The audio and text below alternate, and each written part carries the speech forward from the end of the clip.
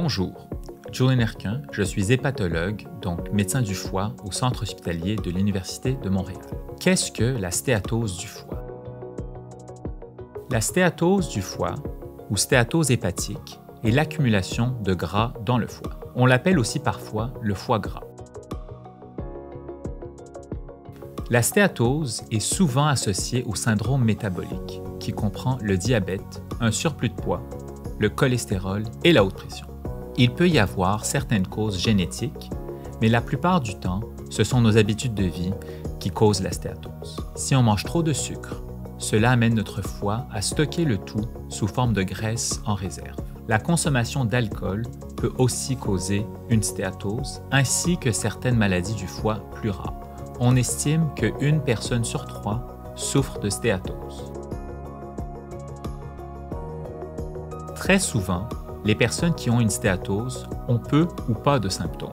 Les symptômes ont tendance à apparaître quand la maladie devient plus grave, souvent à des stades très avancés. La stéatose peut causer de l'inflammation au foie. C'est ce qu'on appelle la stéatohépatite. Avec le temps, cette inflammation cause une cicatrice au foie qu'on appelle fibrose. La fibrose sévère s'appelle la cirrhose. On peut donc avoir une cirrhose du foie même si on ne consomme pas d'alcool. C'est au stade de la cirrhose que l'on peut développer des signes et symptômes: jaunisse, saignement, ventre gonflé et cancer du foie.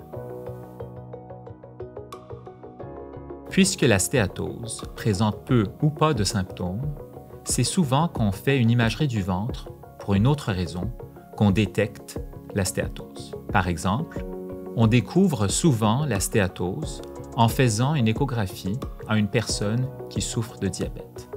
Pour connaître la gravité de la maladie du foie, il faut faire des prises de sang.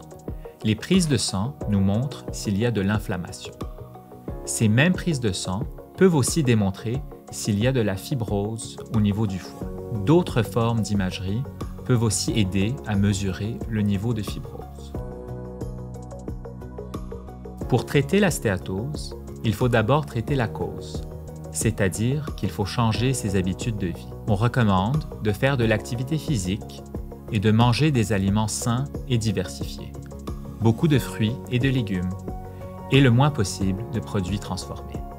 Il faut boire moins d'alcool et de boissons sucrées. Perdre du poids est aussi très efficace pour diminuer la fibrose et l'inflammation. Si vous souffrez de diabète, il est important de bien le contrôler. Il n'y a pas de médicaments pour soigner la stéatose, ni de régime alimentaire spécifique. Par contre, on fait actuellement beaucoup de recherches pour trouver des médicaments pour traiter la stéatohépatite. Pour éviter d'avoir une stéatose du foie, la prévention est la clé. Assurez-vous d'avoir de bonnes habitudes de vie. Mangez bien, faites de l'activité physique et buvez moins d'alcool. Sur une note positive, le café serait bon contre la progression de la fibrose. Par contre, attention au sucre et à la crème